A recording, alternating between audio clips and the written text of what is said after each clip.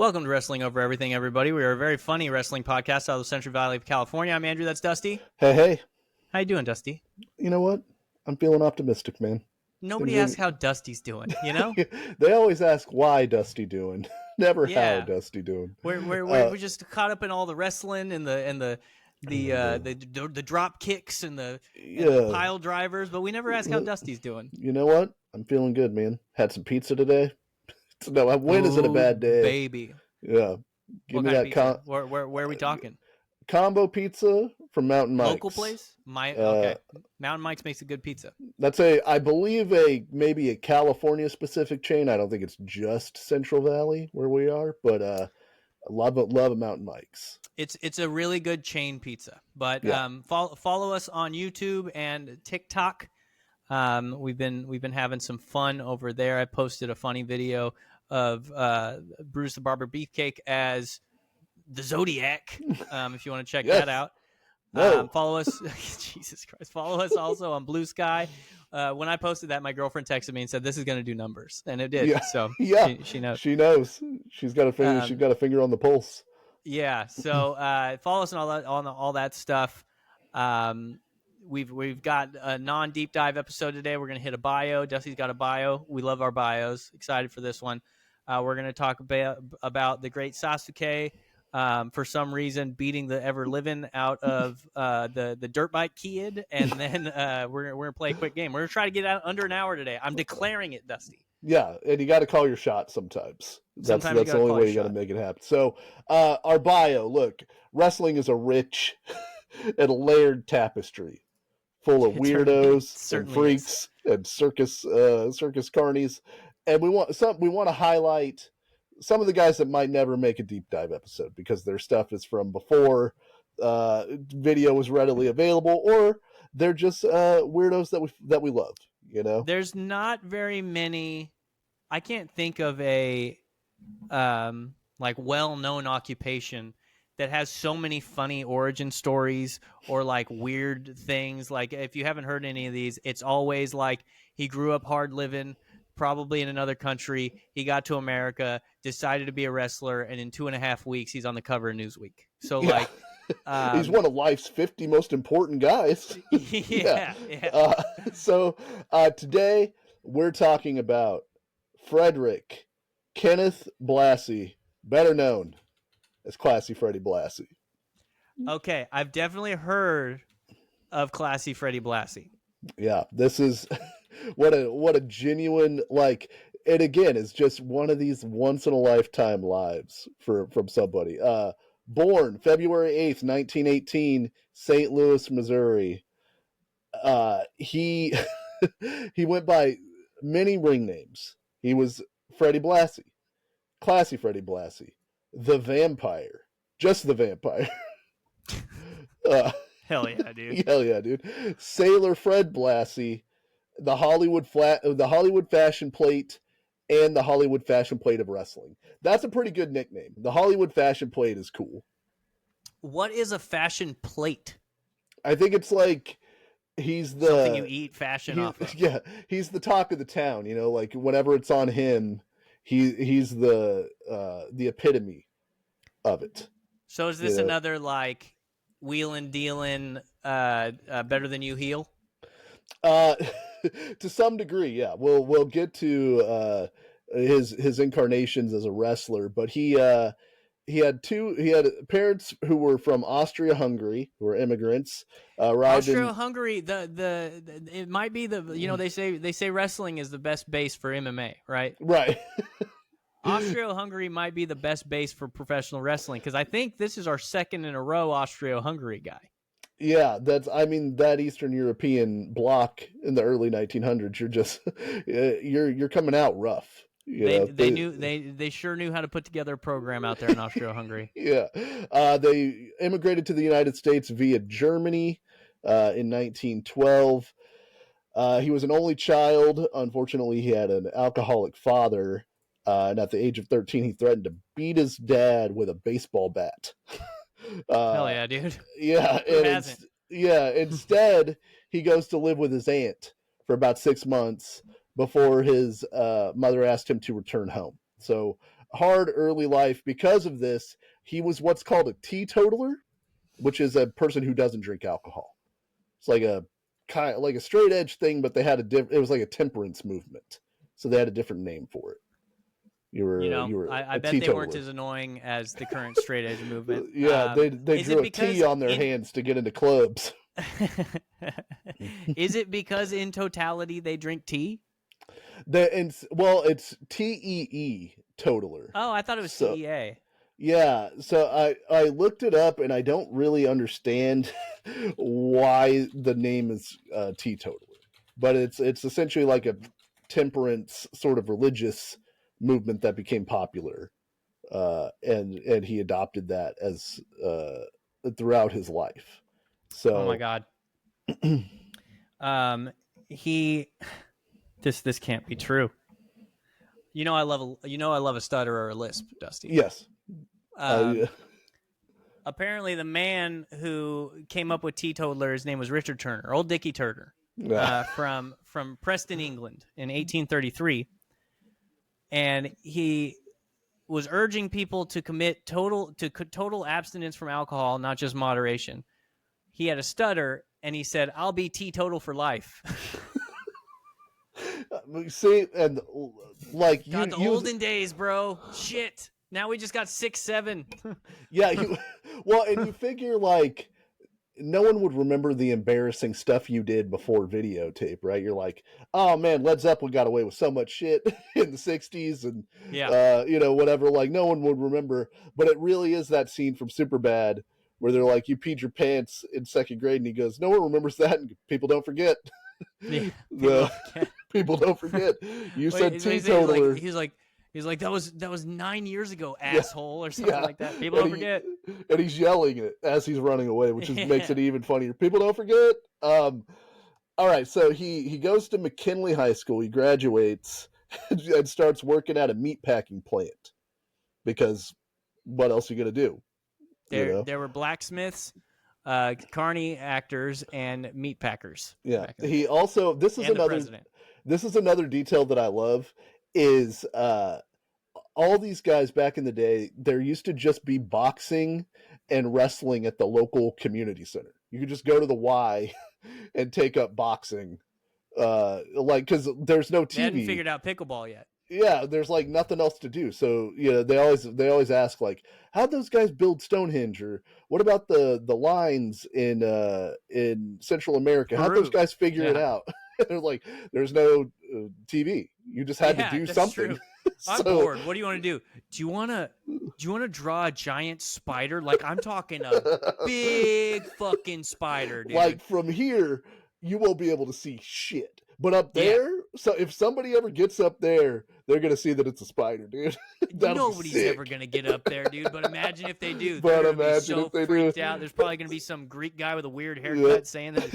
Explaining it on the History Channel in the future. I don't know what the History Channel is because it's the 1500s, but there might someday be a History Channel. I got a feeling there's going to be a History Channel. You want to make a monkey too? I think we should make a monkey. And a big ass bird, dude, but like kind of a bird, but not really. Did you hear what Johnny said over there? He said we should make an oyster. What a fucking asshole. Boo. Throw him into the sea. Kill Johnny. Yeah. Then that took a day and a half, and then they started making the big bird. Catch him and throw him into the sea. We're going to make him eat a bunch of rocks and throw him into the sea. Yeah. So Fred Blassie becomes the heavyweight champion at his boxing community center, but then 165 pounds. Yeah, he takes a liking to wrestling, and after a while, the guys who are teaching him wrestling start teaching him legit like shoot wrestling holds. Yeah, and his first wrestling match is a shoot fight that he accepted in hopes to impress a girl that he brought to the show. Who among us, it's never gone well for me. Yeah, you never. I mean, you're always doing something to impress the girl, right? Why'd I learn to play drums? Hopefully, a girl would see me play drums and be like, "That's pretty cool." Yeah. Not getting by on just what I'm bringing to the table. I have to have a cool thing. That's why I took up podcasting, but it turns out, just a they're bunch exhausted of. by it. I do have a impressing a girl on a first date story real quick. I was at Okay. a hockey game, and they do this game where you everybody gets a foam puck, and you throw it at a hockey helmet in the middle of the rink. Sorry, there's the Canadians out there. Boo! Throw them in the sea. And we got there late, so we didn't get the foam pucks. But we got pretty good seats because it was a minor league hockey game, and I thought I could swing the $16, Yeah. And randomly, foam puck lands on my lap. I pick it up and I tossed it. It rolled all the way across the ice, literally hit the helmet and flopped over like that, and won. But it wasn't my puck, so I didn't win the thing. So some fucking noodle-armed asshole in the cheap seats up at top, he's sure that this whole thing's rigged because he's like, "There's no fucking. I hit that guy down there." But it's a who won the pony situation. Yeah, whoever threw that puck didn't play high school ball, son. Dude, like you. He did not, or he threw it with his left hand. He let his little sister throw it. He has Tommy John surgery. Couldn't do it. Threw it with his mouth. He had no arms or legs. Justin Verlander. Weird. Okay, so he starts getting regular work. Where does he start working, Andrew? The circus. Carnival. Local carnivals. It's always fucking carnival, man. And then, I don't know if you've heard of it, pretty big bummer, WW2 breaks out. Oh, man. So what was he getting regular work wrestling at carnivals? Yes. The Wikipedia legitimately says he received regular work working wrestling at local carnivals. Hell yeah. But then WW2, the big one, breaks out. Yeah. Old Fred Blassie's got to serve his country. Joins the Navy, serves in the Pacific Theater for 42 months, married a girl in California while he was on shore leave, and leaves the Army as a petty officer, second class. This dude's had a whole life. Like before he does the thing he's most famous for doing. That's like Yogi Berra at 18 stormed the beaches at Normandy. You know that? Yeah, I didn't know that. Little 3-foot freaking piano-toothed Italian guy saying, this guy's annoying. It's not over till it's over. Shut up. We're getting shot at. Yeah, it's over for all those dudes on the beach. I'll tell you that for free. You know that restaurant, 42nd? Nobody goes there anymore. It's too crowded. Shut this fucking... Somebody shoot this guy. Yeah. I don't even understand stand-up premises. That's how old-timey this is. I am so scared. Yeah. I am so scared right now, and you're just non sequitur ass. We took a big-ass boat for me to get on a little boat to get on this beach. I don't have time for all your shit. So after the war, he starts being billed as Sailor Fred Blassie, obviously because of the patriotism going on at the time. But nobody wants to see Sailor Fred Blassie. Boo! To send him back. Sailor Fred. Yeah. He ended up working for Jack Pfeffer, who's a guy that I know you're familiar with. Ran a bio on him.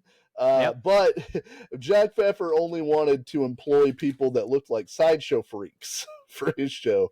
He knew where the money was. Jack Pfeffer knew what he was doing, man. Yeah.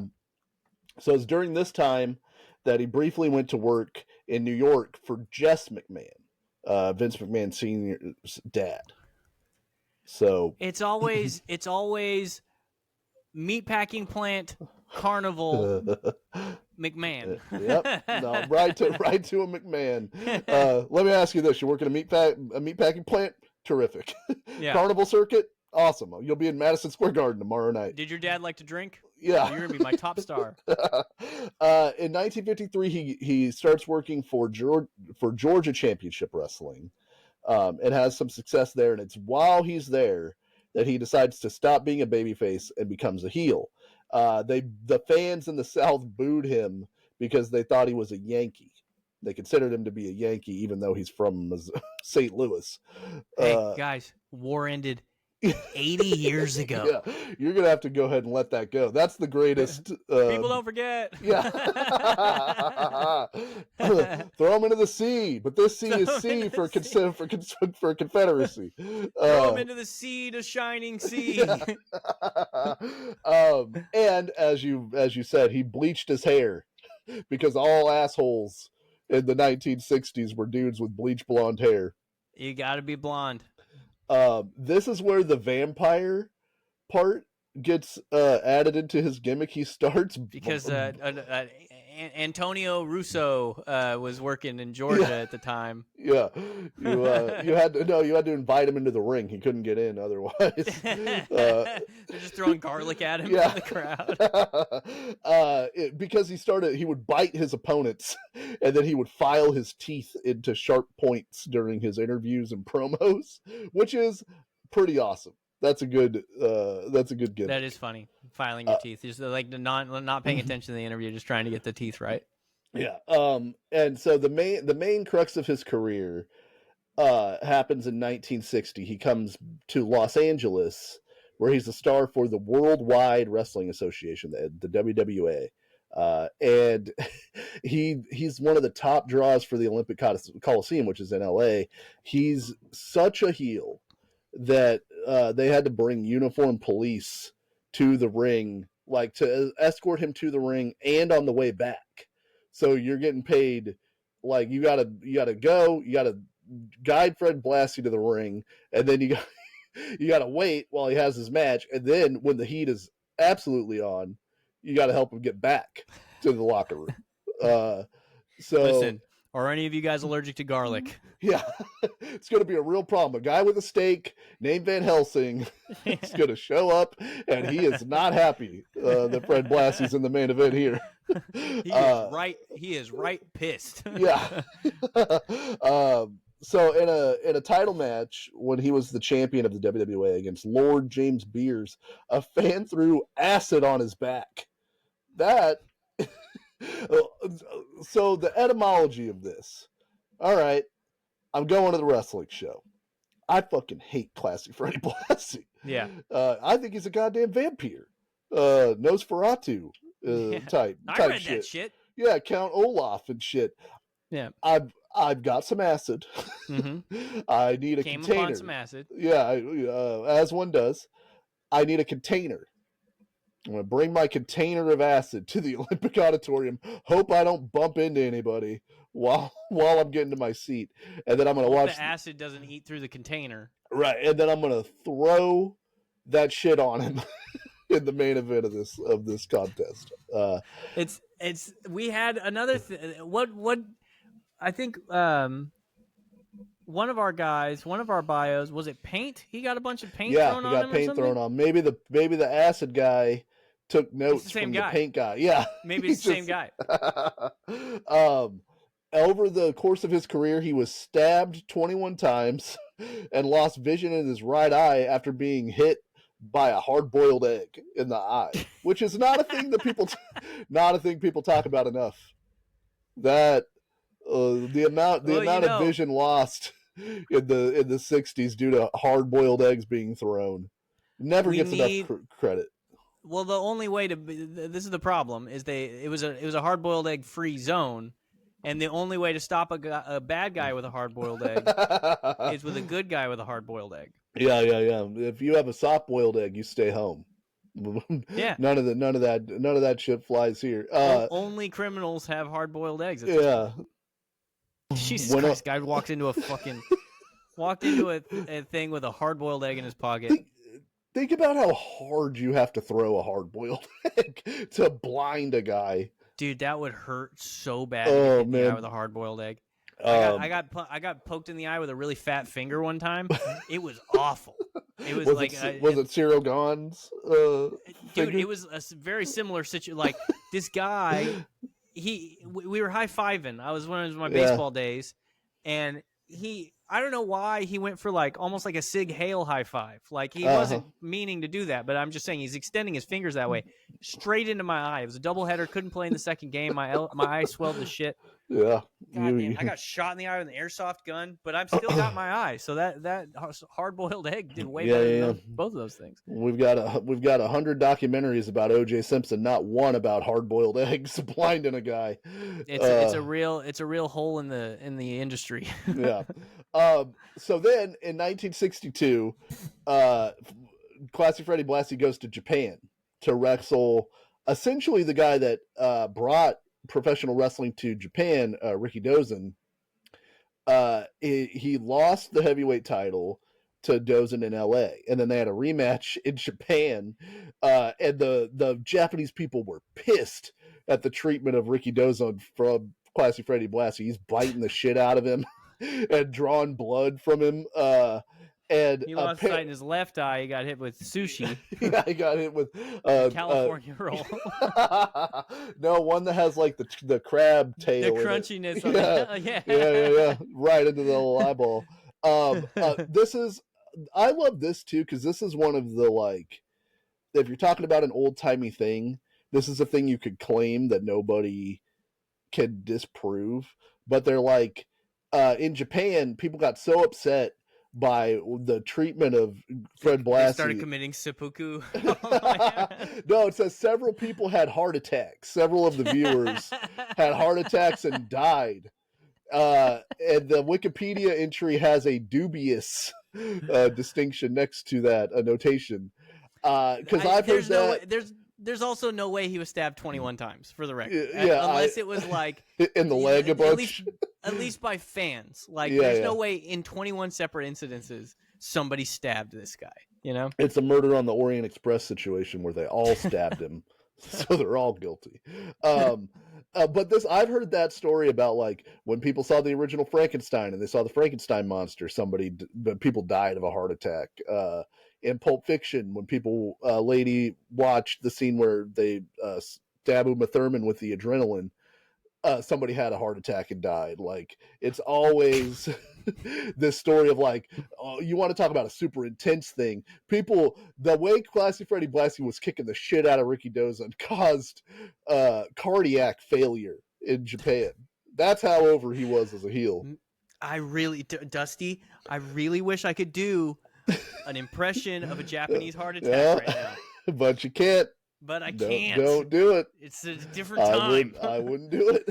40 years ago, this podcast would have been funnier. This specific part of the podcast. While he was touring Japan in 1965 and divorced, he met a woman who would eventually become his third wife. Now, he's been married once. This lady becomes his second wife. Why is that? Because he had to have kidney stones removed in 1966, and while he was recuperating, he became a car salesman and married a lady whose name he says he doesn't remember. I had to go work the car salesman circuit for a couple years while I recovered from my kidney stone surgery. I was in love with her. Yeah, I remember her name. Love of my life. But in 1968, love prevails because he returns to Japan and reunites with Miyako. But that shit he did to Ricky Dozan comes back again because her parents were pretty hesitant about letting her marry Classy Freddie Blassie because of the way he treated Ricky Dozan. Dusty, I really wish right now that I could do a Japanese accent and a guy saying people don't forget. Okay? No, don't do it. Reenacting the super bad joke, but if it was a Japanese guy instead of Franco. In your mind's eye, think about it. And Jonah Hill. It would be so funny. On the one hand, they don't like how he treated Ricky Dozan. Yep. On the other hand, he is 28 years older than her.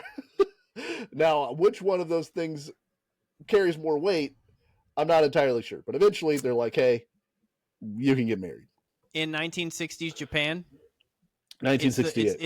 It's the Dozan thing. It's mostly Dozan, yeah. Yeah. So he returns in 1968 to the WWA, but he turned babyface because in spite of all the biting and the stabbing and the acid throwing, God damn it, we love this guy. He's our guy now. He's the guy we throw vampire. at. Yeah. He feuded with The Rock's dad, Rocky Johnson, The Sheik, and a guy named the Golden Greek, John Tullis. So I'm assuming John Tullis, pretty ripped guy. Bet he has a pretty substantial upper body for 1968. I gotta look up what the Golden Greek John Tolos looks like. Yeah. It's just God, why is that name? It's just John Stamos. Yeah. Yeah, Stamos is the actual vampire. This is just like 1960s Joe Rogan. Hold on.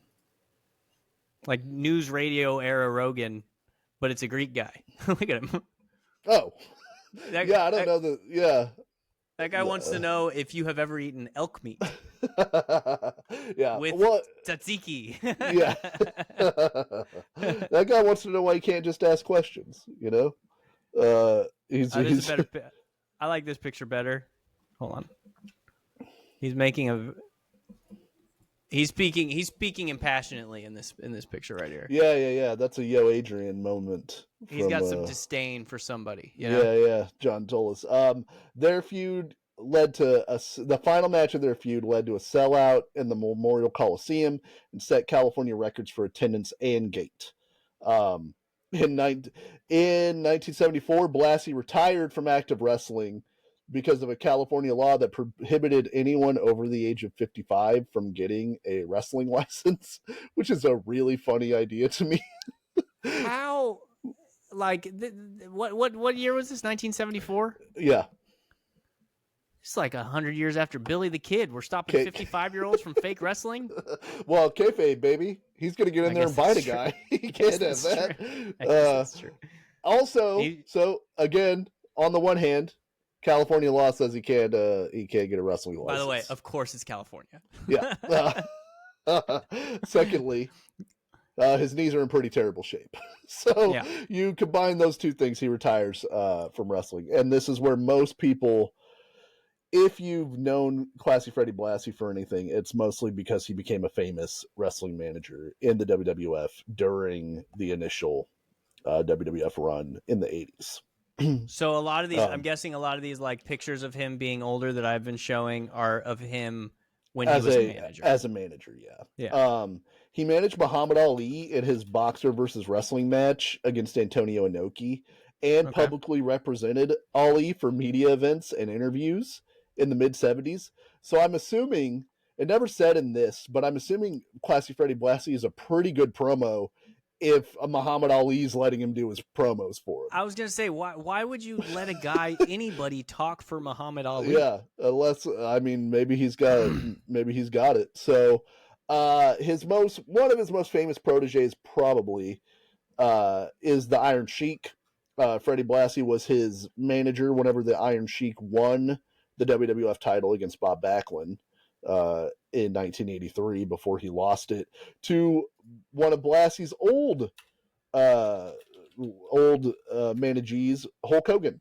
Whenever Hogan was a heel, Classy Freddie Blassie managed him and would hold up the 24-inch sign under Hulk Hogan's biceps to prove how big they were. Yeah, there you go. Great move.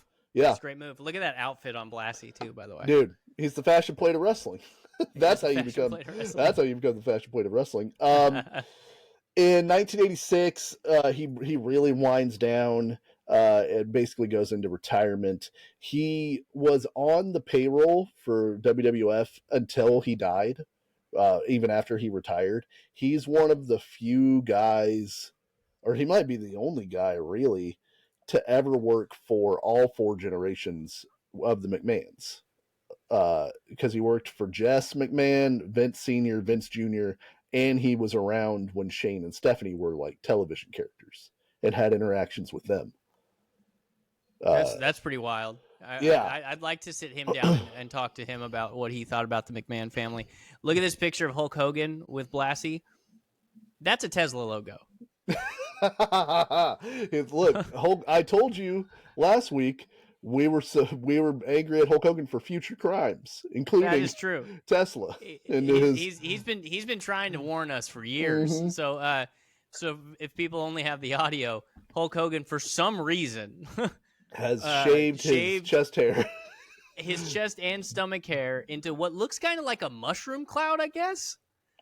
Yeah, I like don't know what he's pointy trying. Mushroom cloud. Yeah, what he's trying to denote with that configuration there. Because in the picture next I to got it, balls on my chest, brother. yeah, yeah. In the one next to it, he's like clean shaven on his chest, and he was always clean shaven. Like yeah. otherwise, like very very odd choice. Very odd choice. His final wrestling appearance was on Raw in Philadelphia in 2003, where he was about to get attacked by Eric Bischoff and his minions. Whenever Steve Austin and the Dudley Boys came out to save him, his final words on WWF television were "Devon, get the tables," which Hell was pretty cool. Hell yeah. In 2003, he died From of World War II. Yep. To Devon, get the tables. Whenever I'm the only guy in history who went from D-Day to Devon. On June 2nd, 2003, Blassie died of a heart and kidney failure at the age of 85. His book, Listen You Pencil Neck Geeks, was released on May 13th, 2003. That was his famous catchphrase, which he used to describe fellow carnival performers who appeared in the Geek Show. He described the performers as having a neck like a stack of dimes and a real pencil neck geek. Yep. Dude, I would have killed it in the Geek Show, first of all. Yeah. We're all stars now in the Geek Show. But Listen You Pencil Neck Geeks is good. It's not quite you Milwaukee, you fat out of shape Milwaukee sweat hogs. Yeah. But you Pencil Neck Geeks is pretty good. Of course, because he's an old wrestling carnival guy and grifter, he had a song that ended up on the Dr. Demento show. It was pretty famous. He recorded voiceover for a song called Blassie, King of Men, and Pencil Neck Geek. He was on an episode of the Dick Van Dyke Show. He was in a movie with Andy Kaufman called My Breakfast with Blassie, where they had lunch at Sambo's in L.A. It's essentially like a parody of the movie My Dinner with Andre, which is like just two guys talking. It has Wallace Shawn, inconceivable. That guy is in it, and he goes to have dinner with his friend Andre. They basically talk philosophy for like an hour and a half, but it's good. It's a good movie. I can't do it. I can't do it. I could do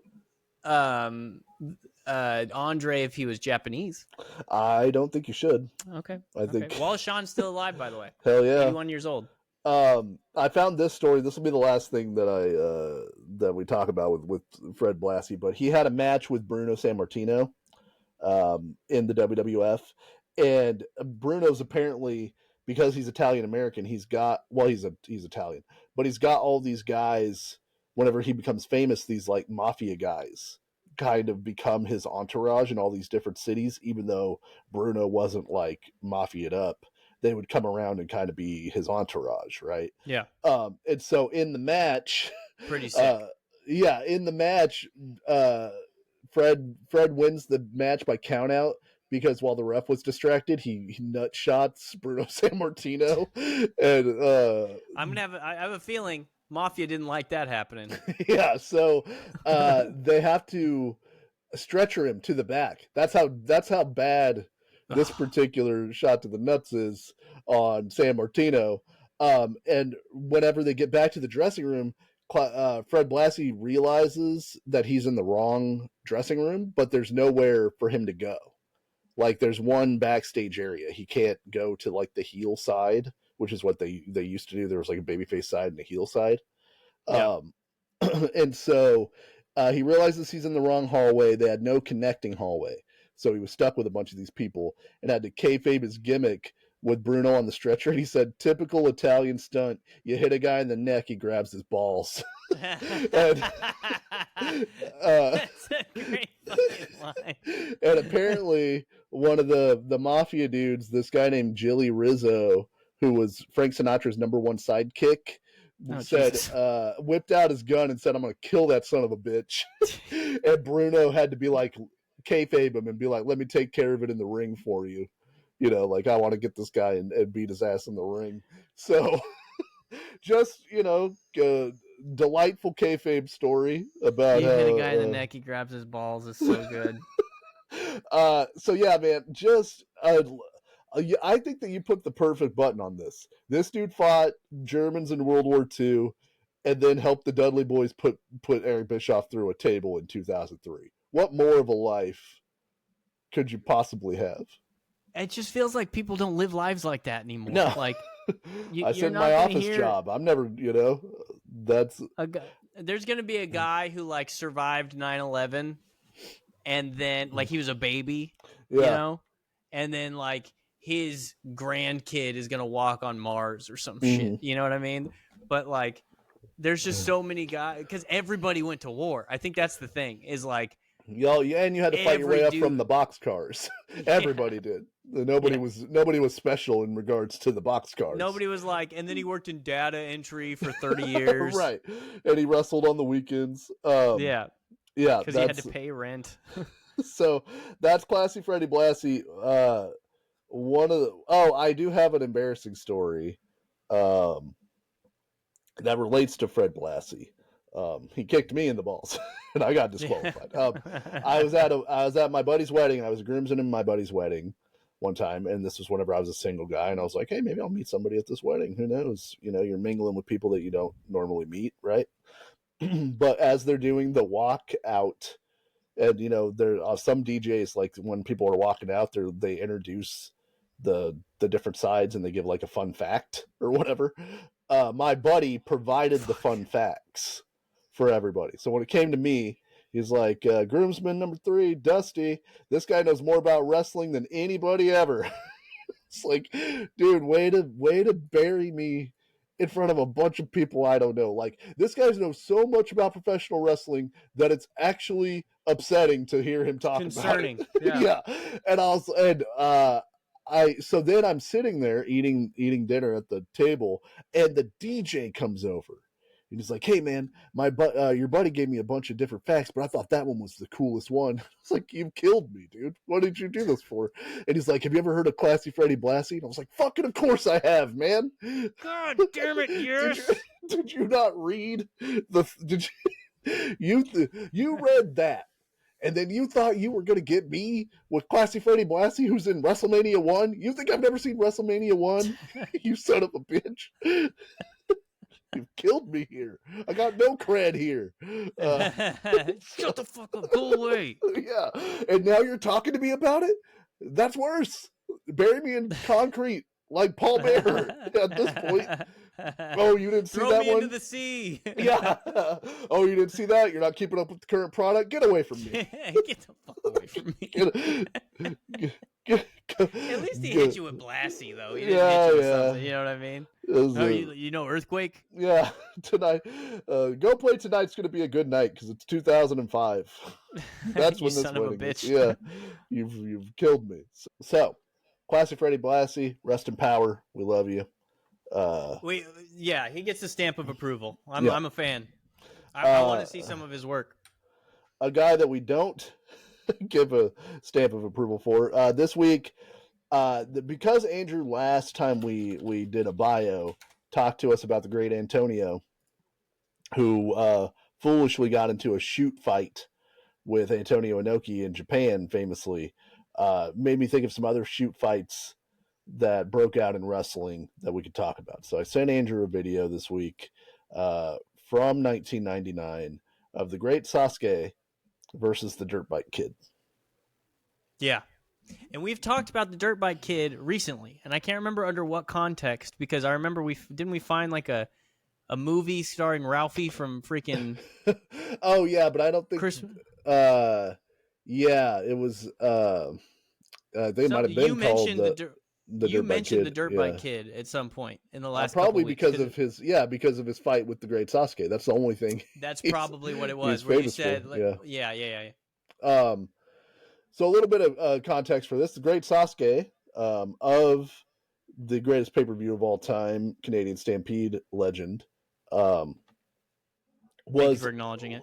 A big star for a promotion that he helped found in the mid '90s called Michinoku Pro.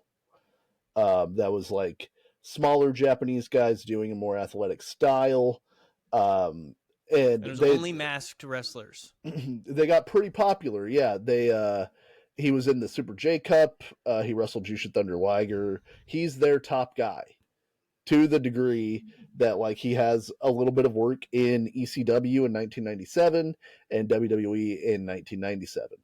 But he's doing a tournament for Michinoku Pro that's called the Fukumen World League. Look, the fuck you man. Yeah, Fukumen. I don't know how else to say it, and I'm worried about dipping into troublesome accent if I don't, depending on what I call it. Listen, dude, cut the shackles and I'll do it immediately. No, I don't. I think Fukumen works. Fukumen works. So it's the second version of this tournament. It's a round robin tournament that is exclusively for masked wrestlers, because Fukumen literally means masked, and it was it essentially had an international lineup of all these different guys coming in to work for Michinoku Pro, including the Dirt Bike Kid, who at this point had been in ECW a couple of times. He had a pretty famous one-off match with Sabu that I've never seen, but he had a little bit of acclaim from that. And then he had a small run in a European promotion, and then he had started his own promotion too, but he was basically an unknown. But lame gimmick.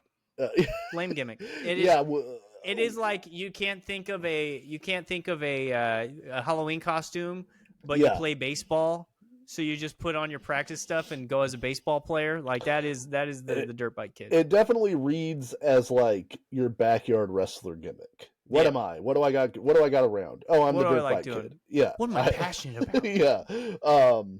So he wanted to make a name for himself in Japan, because he wrestled the same kind of style as the Michinoku Pro guys did.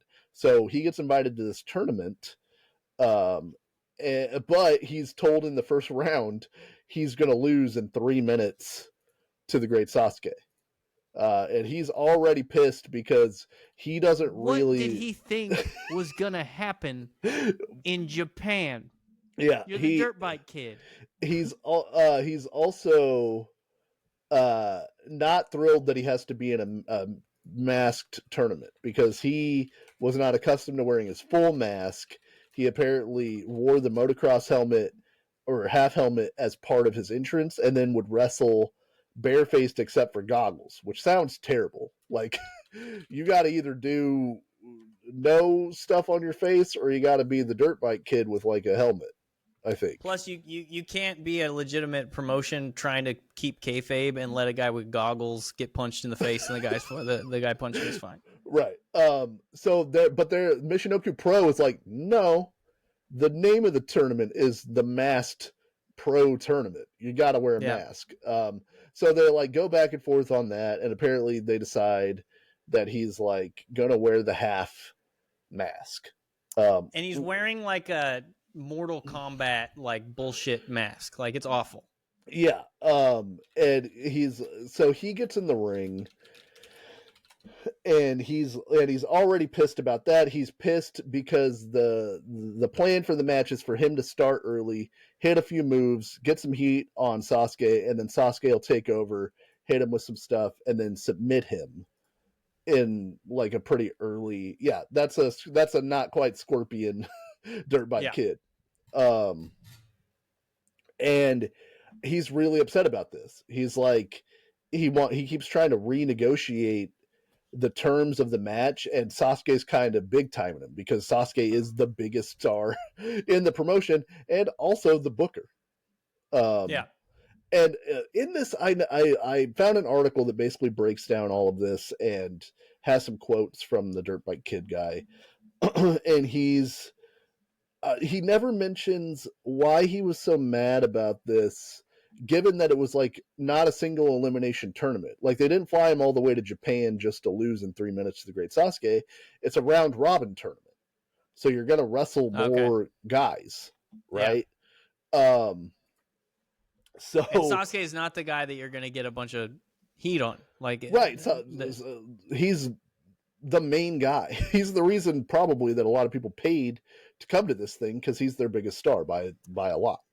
illustrated by the fact that when Sasuke gets to the ring, they hand him a giant bouquet of flowers, the biggest one you've ever seen. Yeah. And then a bunch of confetti ribbons fly out of the sky. Yeah, for a match against an unknown guy. Let's also make sure that we're aware that he's unknown. So the match starts, and it looks pretty normal. Like, Dirt Bike Kid takes over. He hits a drop kick. He's hitting some offense. He does a pretty sloppy looking Falcon Arrow to the Great Sasuke that I would be upset if somebody did that to me. And then it's clearly pretty good suicide dive though. Yeah, and the drop kick off the top rope was pretty sick looking. Like he clearly had some moves, has some stuff, and then you can tell. Like, Sasuke is supposed to take over, and he has this kick combination that he does that's like one of his signature moves, which is like 2 kicks to the side, and then he spin kicks you. Yeah. And when he hits the spin kick, it has some push on it, and the Dirt Bike Kid completely no-sells him. He's supposed to go down, and he doesn't. And so Sasuke's like, okay. So he throws a second one, and he doesn't go down again.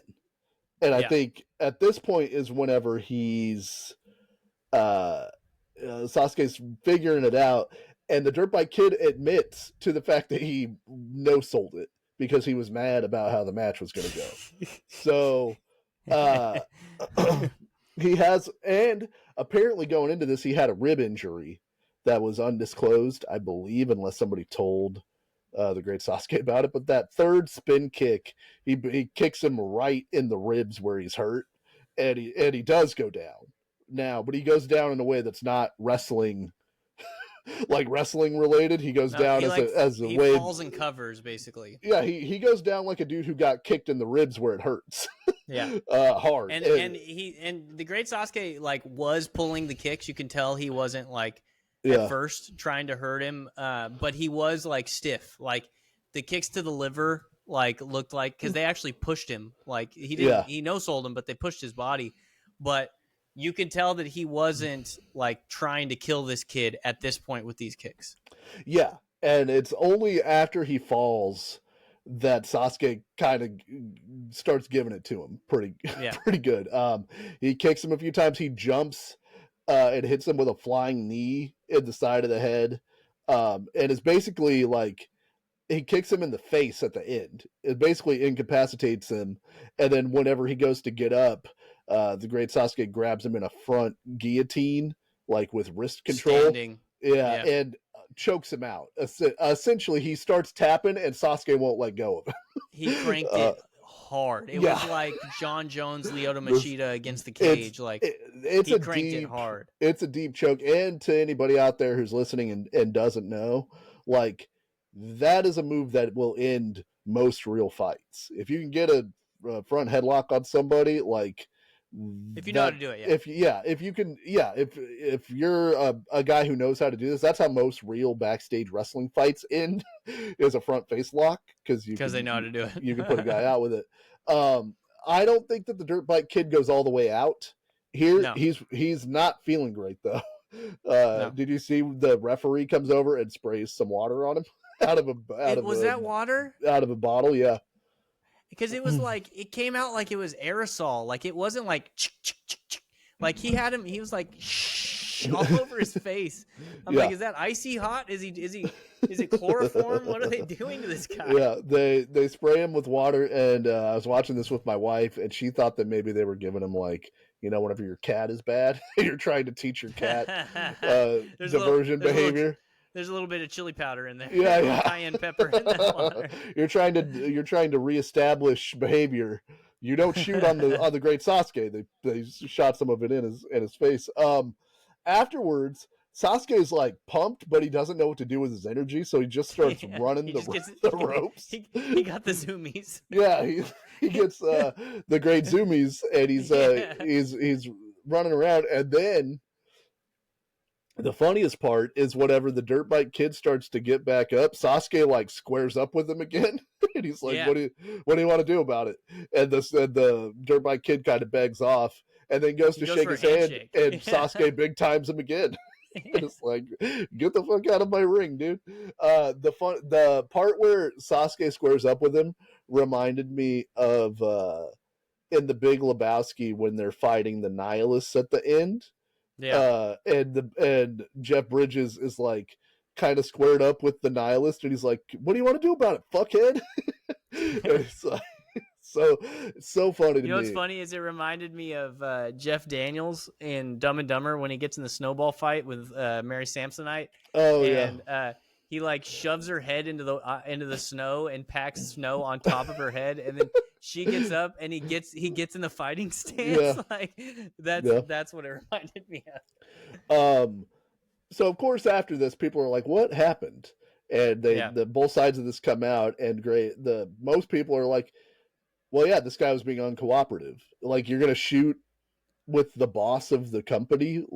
That's so stupid." And in Japan, where they take wrestling more seriously, and it was like it's more of a sport, the Great Sasuke was like, "I had to make sure that I wasn't getting punked by this guy because my reputation is based on my ability to prove that I know how to fight." It's the same thing with the Great Antonio and Antonio Inoki. Like, Cell, and it's like, dude, you have to understand. Like, I have to maintain the integrity of this entire thing, and if you're doing that, then I'm gonna have to take over. You know? Yeah.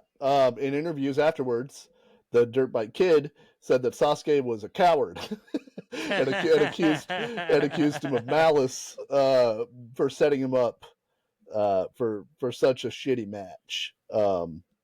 So basically, this ends the Dirt Bike Kid's career, unfortunately, because I don't think he's an untalented guy, but like it's tough to get booked whenever you've got a pretty like you're not no-selling a nobody, or you're not uncooperative and you're a main event guy. Like, you're just a guy, and then you pull this unprofessional stuff. He even hit him with a Frankensteiner, bro. Like the Dirt Bike Kid had a little bit of juice. Yeah. He was, of course, left out of the remaining tournament matches. Also, that's what I was gonna ask. His matches were either forfeited or handed over by substitution to somebody else. But like, it's really interesting that he didn't think like, oh, maybe in one of these other matches I'll get my chance to shine or maybe win one. Like, maybe it wasn't communicated to him. Well, and dude, you're saying he's trying to make. You're saying that he's trying to make it in Japan. Like, when you get into something like that, you are gonna like. I got into radio as an executive assistant. I wasn't like, dude, put me on the air tomorrow. You know what I mean? Like, you gotta pay your dues. Work your way through. Yeah. So since we were talking about wrestling shoots, I wanted to show that's one of the more famous ones, and it's one where you could clearly tell, like, oh, this became non-cooperative pretty quick, and one guy was able to kind of dictate how it went. I wasn't entirely sure until the choke. Yeah. Like, I could tell there was a little bit of intent behind like some of the things, because when he hit the ground, because he was soccer kicking him while he was on the ground, and it didn't look like he was kicking him as hard as he could. It looked like he was kicking him like harder than you would in wrestling. Right. But it didn't look like he was like, he could have been kicking him in the face. He could have been stomping on his head. Like, but he was kicking him basically in the back and the ribs. And it looked like it maybe like 60% or something like that. Well, it might have been more of a sell asshole.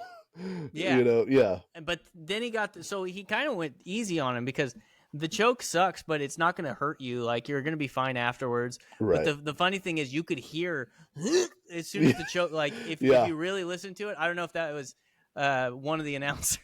But and it's different than putting him in like a Japanese sound. It's different than putting him in a leg lock or an arm bar or something that's like really hurt him. It's not a joint. It's not a joint manipulation. It is a blood choke that you'll lose consciousness, but you're completely fine when it comes back. Like, it feels uncomfortable and you panic, and he tapped immediately, but like. Sasuke like carried his ass across the ring, like in the chokehold, which couldn't have been fun. But it's just interesting. There's a few more. Maybe we'll revisit some of the more famous ones. There's a really famous one where Bruiser Brody just decides to stop selling for Lex Luger in a steel cage, and Luger's like, "Fuck this," and he leaves. He like runs out of the cage, and that's an example. I don't. Bruiser Brody's like a weird case where sometimes he would just get like moody and he would decide he wasn't going to do what they wanted him to do. But he's a big guy, so what do you? If that guy doesn't want to cooperate, what do you do? And so Luger just called it a night, left the cage. All right, finally, this week I'd like to play one of our wrestling games that I've thought of here. The game here is this a film produced by WWE starring a wrestler? Okay. Is it a Jean-Claude Van Damme picture? Or is it a Steven Seagal picture? Oh, Jesus Christ. I'm going to fucking suck at this one. The last one we did was Jeff Hardy's band, Chris Jericho's band. Or what was the third band? Russell Crowe's Russell Crowe's band. And I was really good at that one. 30-odd-footed grunts, yeah. This is like, the names of these movies are so innocuous. But there's 6 in each category. So we don't have to do all of them, obviously. But I wanted to make it even. So give me a number from 1 to 18, Andrew. 12. 12. We are looking at a movie called Vendetta. Okay. I'm thinking that's Van Damme or Seagal. Okay. I'm going Van Damme. This is a movie. The overview is: after the murder of his wife, a tough as nails detective, Dean Cain, infiltrates a prison and uncovers a criminal enterprise. That's Seagal as fuck, huh? It has The Big Show in it. This is a WWE film. Oh, man. With The Big Show as the second credited lead on the poster. He plays a character. He plays a character what? Victor Abbott is the name of his character. Old Vic Abbott. I should have known. I've never seen a Seagal I've seen one Van Damme movie, and it was like one of his like shittiest ones. I should have waited, because the tagline for this movie is "Get ready for Hell in a Cell." Hell yeah, dude! All right. Let's do Derek Jeter, number 2. Number 2, we are looking at a film called The Condemned. Now, hold on, before you give your answer. Let me give you some details that may assist. Yeah, okay? Details will help. Yeah. On IMDb, The Condemned is a film in which a character named Jack Conrad is awaiting the death penalty in a corrupt Central American prison. He is, quote-unquote, purchased by a wealthy television producer and taken to a desolate island where he must fight to the death with 9 other condemned killers from all corners of the world, with freedom going to the sole survivor. This is The Condemned by way of The Running Man. Who's in this film, Andrew? Seagal. That's a Seagal movie. This stars our main man, Stone Cold Steve Austin. Fuck. Stone Cold got paid $40,000 to do that movie. Stone Cold loves the WWE and is indebted to them. I believe that was the first WWE picture. Listen, Vince, you sack of shit. I'll do it for you. Yeah, but I'm going over, right, brother? In the end, bring my cats. Yeah, I'm going over.